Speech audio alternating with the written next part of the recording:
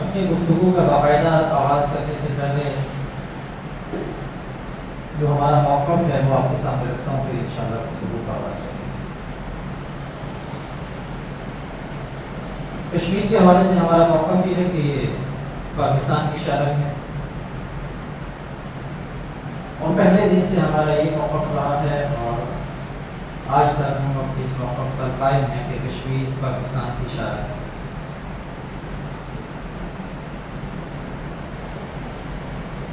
بالکل اسی طریقے سے بالکل توڑو، بالکل واضح اور ببانگ دوہر ہم اس بات کا اعلان کرتے ہیں، اور یہ پاکستانی ریاست کا موقف ہے کہ اسرائیل ایک ناجائز ریاست ہے،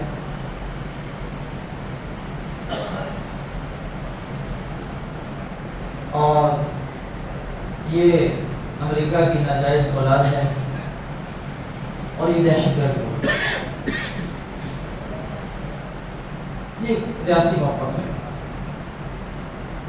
جیسے دو لوگ کشمیر کے حوالے سے ہمارا ریاستی موقف ہے، بالکل اسی طریقے سے دو لوگ ہمارا اسرائیل کے حوالے سے ریاستی موقف ہے کہ ہم نے اس کو روز اول سے ہی تسلیم نہیں کیا، اور آج بھی ہم اپنے اس موقف پر قائم ہیں۔ یہ تو ہمارا ریاستی موقف ہے۔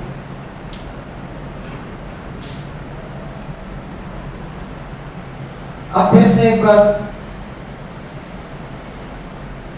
فلسطین اور اسرائیل کے حوالے سے ایک جنگ چل رہی ہے،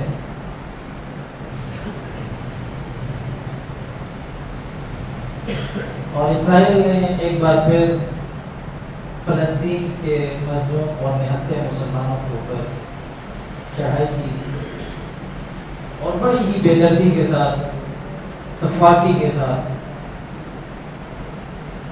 ان کا قتل عام کر رہا ہے۔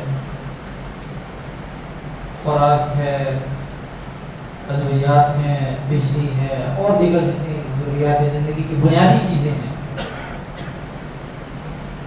ان کو بھی بند کر چکا ہے، اور ایک قیامت صغریٰ کا منظر ہے۔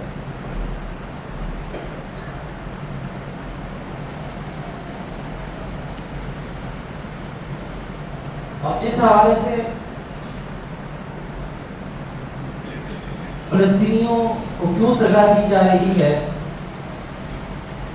انہیں کیوں نشانہ بنایا جا رہا ہے، ان کے ساتھ یہ ظلم اور بربریت کا ماحول کیوں بنایا گیا ہے، اس کی ایک ہی وجہ ہے کہ فلسطین اپنے اصولی موقف پر قائم ہے۔ فلسطینی وہ یہ کہہ رہے ہیں کہ فلسطین ہماری ریاست ہے، ہمارا ملک ہے، ہم فلسطینی ہیں، بس یہ موقف ہے جس کے اوپر وہ قائم ہے، اور اس سے کسی بھی صورت میں وہ دستبردار ہونے کے لیے تیار نہیں ہے۔ ہم نہیں دستبردار ہوتے، اس موقف ہے، ہمارا ملک ہے، ہماری ریاست ہے، ہم اس سے دستبردار نہیں ہوتے۔ اب اس موقف پر رہنے کی وجہ سے کہ وہ کہہ رہے ہیں کہ ہمارا ملک ہے، ہماری ریاست ہے، یہاں پہ ہمارا نظام ہونا چاہیے، ابھی انہوں نے اصولی موقف اپنایا ہوا ہے، اس کی سزا انہیں دی جا رہی ہے، اور ان سے یہ کہا جا رہا ہے کہ اپنے اس موقف سے دستبردار ہو جائیں، اور وہ اس کے لیے بالکل تیار نہیں ہے، تو کسی قیمت پر اس موقف سے دستبردار نہیں ہوگی، کوئی بھی قیمت ہو نہیں تیار، ایک عرصے سے ظلم اور تشدد برداشت کر رہے ہیں لیکن دستبردار نہیں ہو رہے۔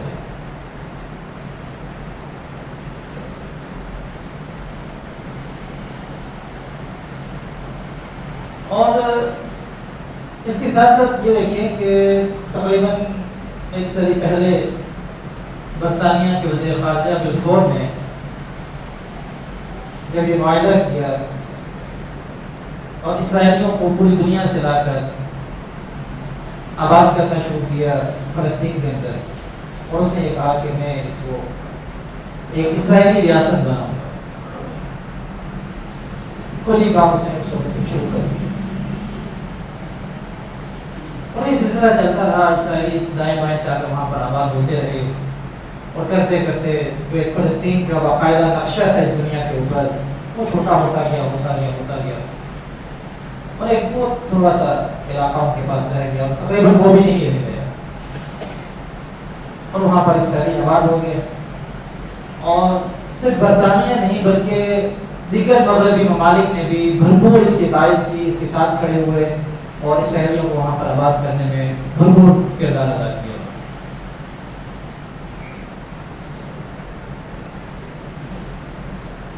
دوسری جنگ عظیم کے بعد اب بات یہ ہوئی کہ اسرائیل اقوام متحدہ کی قراردادوں کے مطابق اس نے کہا کہ ہم ایسا کریں گے کہ فلسطین کو بھی ایک ریاست کا درجہ دیا جائے گا، آزاد ریاست کا، اور اسرائیل کو بھی ایک آزاد ریاست کا درجہ دیا جائے گا. وہاں پہ دو ریاستیں ہوں گی، ہم اس کی تقسیم کر دیں گے. اس کی تقسیم کی اور ایک کارروائی ہوئی. اس کارروائی کے اندر یہ بات طے ہو گئی کہ تقسیم ہوگی، اور تقسیم کار کے مطابق فلسطین بھی ایک ریاست اور اسرائیل بھی ایک ریاست. میں نے آپ کو پہلے بتایا کہ ہمارا موقف ریاست کا نہیں ہے، ہم اسرائیل کو ریاست تسلیم ہی نہیں کرتے، اور یہ ہماری ریاست کا پاکستان کا موقف ہے. اگرچہ اقوام متحدہ نے اس کو ایک ریاست کا درجہ دیا، لیکن پاکستان نے اول دن سے اس کو ریاست تسلیم نہیں کیا، کیونکہ وہ قابض ہے، اس نے قبضہ کیا وہاں پر. اب یہ جب بات ہے تو اس میں پھر مسلم ممالک میں بھی دو گروہ بن گئے.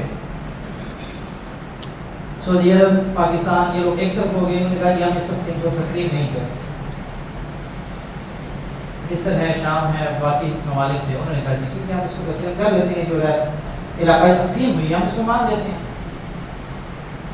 لیکن پاکستان میں اور سعودی عرب نے اس وقت اس کو ماننے سے انکار کر دیا، ہم نہیں مانتے.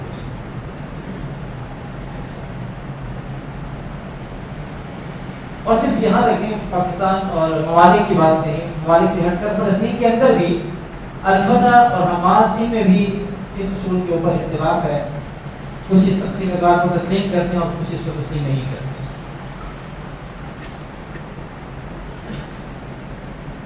حقیقت یہ ہے کہ یہ تقسیم ہی غلط ہے. قطع نظر اس کے کہ کچھ ممالک نے اس کو تسلیم کیا اور خود فلسطین کے اندر حماس اور فتح کے میں بھی اس میں بھی اختلاف ہے. حقیقت یہ ہے کہ تقسیم غلط ہے. اسرائیل کا کوئی وجود نہیں تھا. یہ پورا کا پورا علاقہ جو فلسطین والوں کا ہے، فلسطین کی ریاست ہے، اور وہ جائز طور پر جدوجہد کر رہے ہیں، جائز ان کی کوشش اور محنت ہے کہ ہمارا علاقہ ہمیں واپس کیا جائے. بات یہ ہوتی ہے کہ جس کا علاقہ اس کو دیا جائے، اس میں تو کوئی دو رائے ہونی نہیں چاہیے. بالفرض چلے اس تقسیم کو بھی مان دیا جائے گا جو اقوام متحدہ نے کی، اس تقسیم کو بھی مان دیا جائے. ٹھیک ہے ہم مان لیتے تھوڑی دیر کے لیے، اگر سے ہمارا ریاستی موقف لے لیں گے، لیکن تھوڑی دیر کے لیے مان لیتے ہیں کہ ہم اس تقسیم کو تسلیم کر لیتے ہیں. اب یہ اسرائیل ہے اور یہ فلسطین ہے. لیکن اس کو تسلیم کرنے کے بعد بھی اسرائیل نے جاری رکھی، ان حدود کو اور سرحدوں کو پامال کیا، اور پامال کرنے کے بعد وہ علاقوں کے اندر گھس گئے. اسرائیل کے جو علاقہ تھا اس کے اندر یہ گھسے اور انہوں نے جاری رکھی اور علاقوں کے اوپر قبضہ کر دیا. اور اسی طریقے سے دوسری طرف سے اپنی سرحدوں کو شام میں اور مصر میں اور ان علاقوں کے اندر بھی وہ لبنان کے اندر لے کے جاتے ہیں، ان کو بھی متاثر کیا، ان سرحدات کو بھی انہوں نے پامال کیا. اب ہونا یہ چاہیے تھا، اگر ہم تھوڑی دیر کے لیے اس کو تسلیم کر لیتے ہیں تو ہونا یہ چاہیے تھا اقوام متحدہ جو چاچا ماما بنا پھرتا ہے انسانی حقوق کا، اس کو یہ چاہیے تھا کہ اس کی اپنی قرارداد کے مطابق وہ فلسطینیوں کو ان کا علاقہ دلوائے اور اسرائیل سے یہ کہے کہ تم یہاں سے نکل جاؤ، تمہارا علاقہ نہیں ہے، جہاں تک تمہیں محدود کیا گیا، جو علاقہ تمہیں دیا گیا تو اس علاقے کے اندر اپنی ریاست قائم کرو. ایک چھوٹی سی تنظیم کے تحت اسرائیل کو ایک لالی پاپ، فلسطین والوں کو ایک لالی پاپ دے دیا گیا کہ ٹھیک ہے ایک چھوٹا سا سسٹم بنا دیا گیا کہ آپ کی ریاست ہے، آپ اس کے اندر قائم ہیں اور آپ اس کا نظام چلے، آپ کے پاس یہ حکومت ہے. اور وہ بھی ان کے پاس نہیں ہے.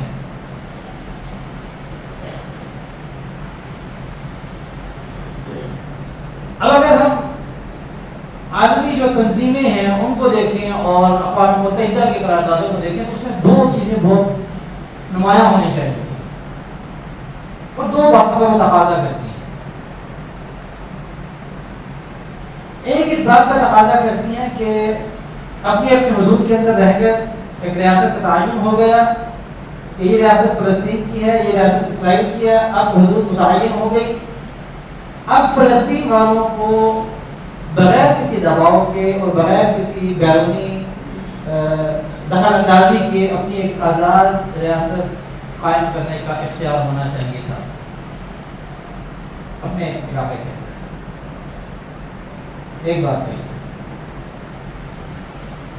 کیونکہ ہر ریاست کو اس بات کا اختیار ہوتا ہے کہ وہ اپنے داخلی معاملات کو اپنے طور پہ طے کرے اور اپنے خارجی معاملات جو رکھنا چاہتی ہے وہ اپنے طور پر اس کو طے کرے اپنے اپنے نظریات کے مطابق، ان کی اپنی سوچ کے مطابق.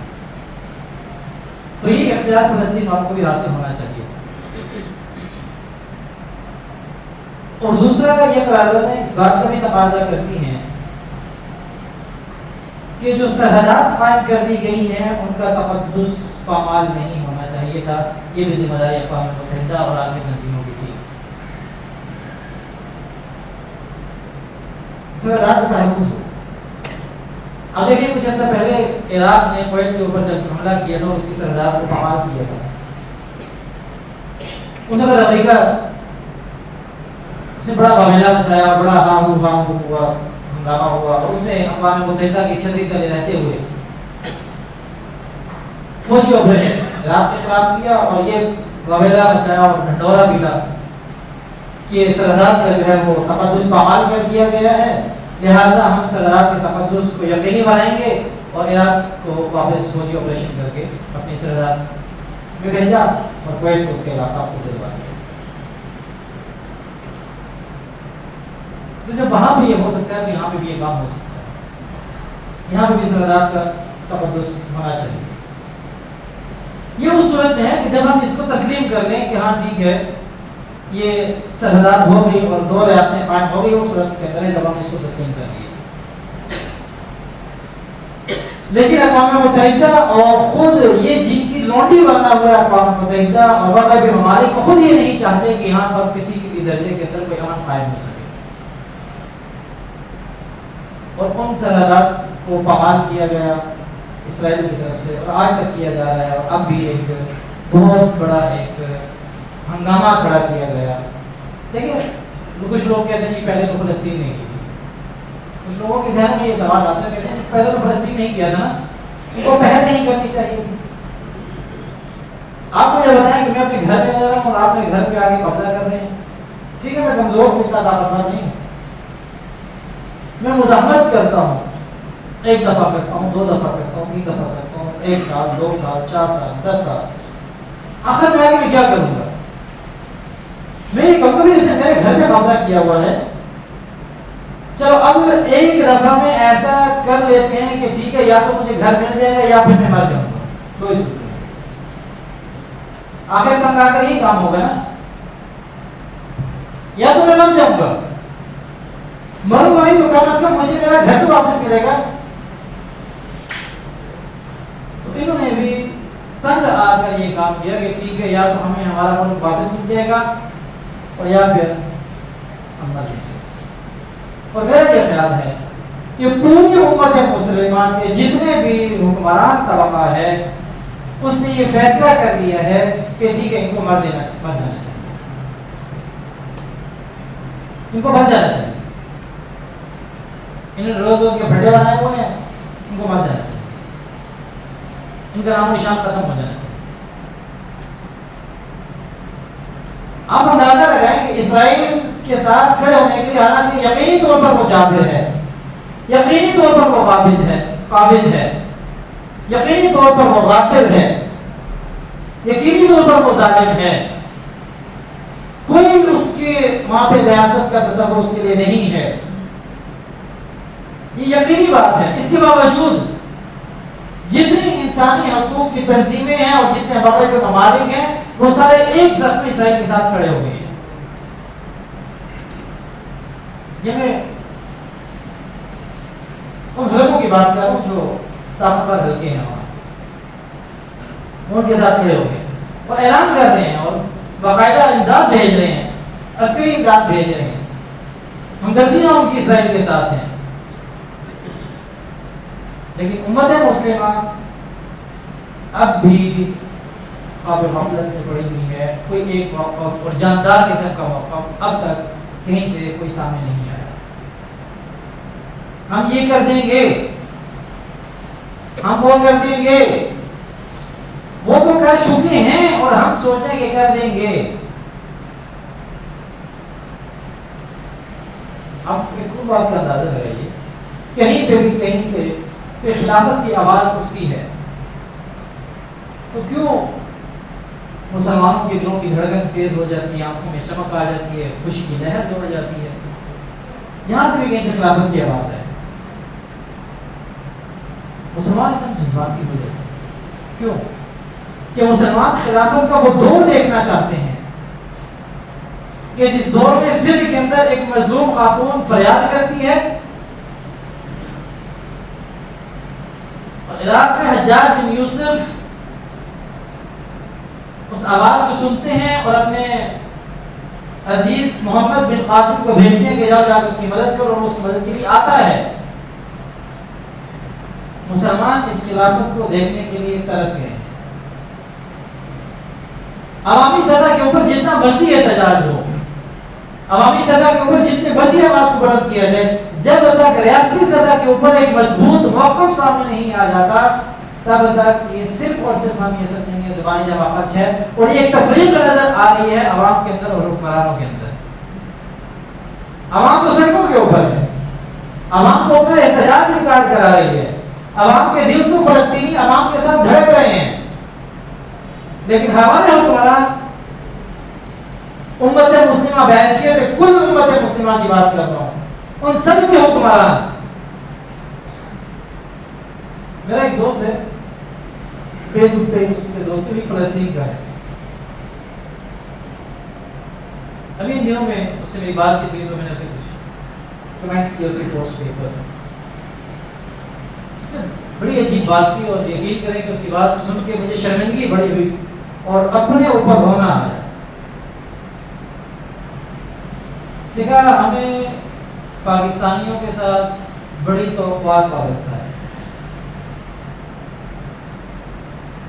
ہم یہ سمجھتے ہیں کہ ہمارے لیے جتنا مخلص پاکستان ہے دنیا کے اندر کوئی اور ریاست اتنی زیادہ مخلص ہمارے ساتھ نہیں ہے. اور ان توقعات کی جو وجوہات ہیں وہ کیا ہیں؟ وجہ جہاں پر ایک اسلامی رشتہ ہے وہ اپنی جگہ پر، قرآن ایک ہے، اللہ ایک ہے، قبلہ ایک ہے، نبی ایک ہے، شریعت ایک ہے، یہ سب چیزیں اپنی جگہ پر، یہ ایک رشتے کی مضبوطی کے لیے بہت بڑی بات ہے. لیکن اس سے بڑی بات یہ ہے، اس نے کہا کہ ہم یہ سمجھتے ہیں کہ اسلامی ریاستیں جتنی بھی ہیں ان کے اندر ایک پاکستان ہے جو ایٹمی قوت ہے جو ہمارا ساتھ دے سکتی ہے. اب میں ایک لمحے کے لیے اس کے کمنٹس پڑھ رہا ہوں اور ایک لمحے کے لیے اپنی جو ریاست کے طاقتور طبقے ہیں ان کی حرکات و سکنات کو دیکھ رہا ہوں تو رونا آ رہا ہے کہ ہم کس مقام پہ کھڑے ہوئے ہیں، ہم کس جگہ پہ کھڑے ہوئے ہیں اور ان لوگوں کی ہمارے ساتھ کتنے توقعات وابستہ ہیں. وہ سمجھتے ہیں کہ ایٹمی طاقت ہے پاکستان، وہ یہ سمجھتے ہیں کہ ہمارے ساتھ یہ لوگ بہت مخلص ہیں، لیکن ہماری طرف سے ایک مضبوط موقف بھی سامنے نہیں آیا. یہ تفریق بہت بڑی ہے، یہ عوام اور حکمران کے درمیان بہت بڑے فاصلے ہیں اور حکمران طبقہ صحیح طور پر پاکستانی عوام کی ترجمانی نہیں کر رہا. کہیں بہت بڑا کوئی حادثہ رونما نہ ہو جائے، یہ حکمرانوں کو سوچنا ہوگا. حکمران اپنی ذاتی حیثیت کے اعتبار سے کچھ بھی نہیں ہے، یہ بات یاد رکھیے، جب تک عوام نہیں ہے. اور یہ ایک ایسا مسئلہ ہے کہ کوئی بھی جماعت ہو، وہ سیاسی متفرق جماعتیں ہیں یا دینی متفرق جماعتیں ہیں، اس پیج پر ساری کی ساری سیاسی جماعتیں یا دینی جماعتیں وہ سب ایک پیج کے اوپر ہیں اور وہ سب کے دل فلسطین کے ساتھ دھڑک رہے ہیں. اور اگر یہ آواز حکمران نہیں سنیں گے، اس کے اوپر کان نہیں دھریں گے تو کہ بہت بڑا ہنگامہ نہ ہو جائے کہ جس کو بعد میں سنبھالنا مشکل ہو جائے. اگر عوام نے اپنے طور پہ فیصلہ کر لیا اور اپنی آواز خود اپنے طور پہ وہاں تک پہنچانے کی ٹھان لی تو پھر یہ معاملہ رکنے والا نہیں ہوگا, یہ بہت بڑے انتشار کا سبب بنے گا. تو ہمارا یہ مطالبہ حکمران طبقے سے ہے کہ جہاں تک ہم آواز پہنچا سکتے ہیں ہم تو وہ کر رہے ہیں. وہاں سے آگے اگر آواز پہنچتی ہے تو حکمران طبقے کو عوام کی آواز سننی پڑے گی, اور جیسے عوام کے دل فلسطین کے ساتھ دھڑک رہے ہیں, ان کی سانسیں فلسطین کے ساتھ چل رہی ہیں, ان کی جان فلسطین کے مظلوم عوام کے ساتھ پھنسی ہوئی ہے, یہ حکمرانوں کو بھی کرنا ہوگا, سننا ہوگا اور دیکھنا ہوگا. اور ایک اور بات, ہمارے بہت سارے ساتھی فیس بک کے اوپر, انسٹاگرام کے اوپر یا واٹس ایپ اسٹیٹس کے اوپر ایک عجیب سی تحریک چلاتے ہیں اور عجیب سی بات کرتے ہیں. وہ کہتے ہیں کہ مسجد اقصیٰ پکار رہی ہے. ہمارا مسئلہ مسجد اقصیٰ تک نہیں ہے. اگر ہم جب یہ بات کرتے ہیں کہ مسجد اقصیٰ, تو گویا کہ ہم فلسطین کے دیگر علاقوں سے خود دستبرداری کا اعلان کر رہے ہیں. ہم نے مسجد اقصیٰ تک اپنے موقف کو محدود کر دیا. سمجھے نہیں سمجھے؟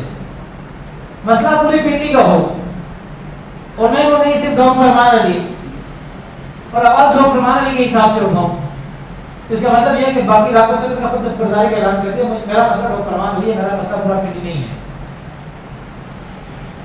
ہم اپنے موقف کو کمزور کر رہے ہیں. یہ بات سمجھنے کی ہے.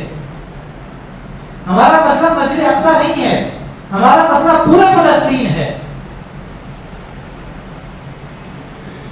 اور ہمارا مسئلہ فلسطین بھی ہے, اور فلسطین کے ساتھ انسانی حقوق بھی ہیں جو فلسطینی عوام کے غصب کیے جا رہے ہیں. آواز بننا ہے, آواز اٹھانی ہے تو انسانی حقوق کے نام کے اوپر اٹھائیں گے. اگر آپ مسلمانوں کے نام پہ آواز اٹھائیں گے تو دیگر جتنے مذاہب کے لوگ ہیں وہ آپ کی آواز نہیں بنیں گے. وہ کیوں آپ کی آواز بنیں گے؟ وہ ہماری آواز کیوں بنیں گے؟ مسلمان ان کا مسئلہ تو نہیں ہے, مسلمان تو میرا اور آپ کا مسئلہ ہے. ان کا مسلمان ہونا اور بحیثیت مسلمان ان کے ساتھ تعلق ہونا یہ میرا آپ کا مسئلہ ہے, ان کا مسئلہ نہیں ہے. ہم اپنے موقف کو کمزور کرتے ہیں جب آپ یہ کہتے ہیں کہ وہاں کے مسلمان سے. ہم اپنے موقف کو کمزور کرتے ہیں جب ہم یہ کہتے ہیں کہ صرف مسجد اقصیٰ. ہمارا مسئلہ پورا فلسطین ہے, ہمارا مسئلہ فلسطین کی ریاست ہے, ہمارا مسئلہ فلسطین کی مظلوم عوام ہے, اور انسانیت ہمارا مسئلہ ہے. ہم یہ کہتے ہیں کہ اس انسانیت کو بھی وہی حقوق حاصل ہونے چاہیے جو کسی دوسرے ملک کی انسانیت کو حاصل ہے, انسان کو حاصل ہے. ہم انسانی حقوق کی بات کر رہے ہیں,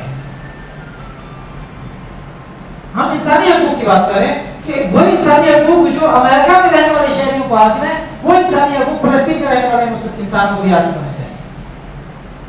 ایک ریاست کا تحفظ جیسے جن کی بنیاد امریکہ کے اوپر کری ہوئی ہے, امریکہ کی بنیاد ہے جو ریاست تحفظ نے اپنے کنڈیشن بنائی اور ٹرمز قائم کی ہیں. ہم یہ چاہتے ہیں کہ فلسطین کے لیے بھی ہونے چاہیے. جو ایک ریاستی تحفظ امریکہ کو حاصل ہے وہی ایک ریاستی تحفظ فلسطین کو بھی حاصل ہونا چاہیے. ہم فلسطین کے مسلمانوں کی بات نہیں کر رہے, ہم مسجد اقصیٰ کی بات نہیں کر رہے, ہم پورے فلسطین کی بات کر رہے ہیں, ہم انسانیت کی بات کر رہے ہیں, ہم مظلوم عوام کی بات کر رہے ہیں جو فلسطین کے اندر آباد ہیں. لہٰذا موقف کو کمزور نہ کیجیے, بہت مضبوط موقف ہے. اس وقت موقف کمزور ہوتا ہے کہ جب ہم ایک چھوٹی سی بات کے اوپر راضی ہو جاتے ہیں. ٹھیک ہے مسجد اقصیٰ ہم کریں گے, ٹھیک ہے تو یہ تو کوئی بات نہیں, مسجد اقصیٰ بھی ہماری ہے, پورا فلسطین بھی ہمارا ہے. اور ہم ریاست نے جو خود تصور قائم کیا تھا, ریاست نے خود جو ایک تصور دیا تھا عوام کو کہ ہم ریاست کو تسلیم نہیں کرتے, ہم تو ریاست کے موقف کے ساتھ کھڑے ہیں. اب ریاست کی ذمہ داری ہے کہ وہ عوام کے اس موقف کی تائید کرتے, اس کی آواز کو سنیں اور ایک مضبوط موقف قائم کرے. بہرحال یہ ایک درد دل کا جو آپ کے سامنے بیان کر, تھوڑی سی اس کی پس منظر کا جو آپ کے سامنے رکھا. ایک چھوٹی سی گزارش یہ ہے, جیسے ایک بات پوچھتا ہوں آپ سے, ایک بات پوچھوں, سوال کروں ویسے ایک سوال کروں. آپ کی جان لینے کے بعد حوالے سے ابھی کوئی ایسا بات نہیں ہے. اگر ختم نبوت کے حوالے سے کوئی معاملہ بنتا ہے, بات آتی ہے ختم نبوت کی, تو کیا آپ لوگ اس کے لیے جان قربان کر سکتے ہیں؟ جو کر سکتے ہیں وہ ہاتھ بڑھاتے ہیں. ابھی جان رہے نہیں, صرف پوچھ رہا ہوں آپ سے, چلے ہاتھ پوچھ ہاتھ. اللہ تعالیٰ سب حضرات کو ذائقہ کرتا ہے. چھوٹی سی جان کے لیے بہت چھوٹا سا تقاضا ہے, بہت چھوٹا سا. وہ تقاضا یہ ہے کہ آج انشاءاللہ مغرب کی نماز کے بعد آج انشاءاللہ مغرب کی نماز کے بعد ختم نبوت سیشن ہوگا ہماری اسی مسجد کے اندر. لیکن جہاں تو بہت دور کی بات تھی نا, بہت نیچے آ گئی, تو اس میں آپ حضرات سے گزارش ہے کہ آپ حضرات مغرب کی نماز یہیں پہ پڑھیں. مغرب کی نماز کے فوراً بعد انشاءاللہ یہ سیشن ختم نبوت کا شروع ہو جائے گا. بہت سارے ساتھیوں کو جہاں تک ممکن ہو سکا اس کے اشتہار پہنچایا بھی, نہیں پہنچا سکا تو ابھی میں اس کا اعلان کروں کہ سب ساتھی اس میں لازمی طور پہ شریک ہوں. ختم نبوت کے حوالے سے یہ جو چھوٹی سی ہماری محنت ہے, اللہ کی رحمت سے امید ہے کہ اسی محنت کو اللہ رب العزت ہماری آخرت کی نجات کا ذریعہ بنائے گا. سنتے اللہ.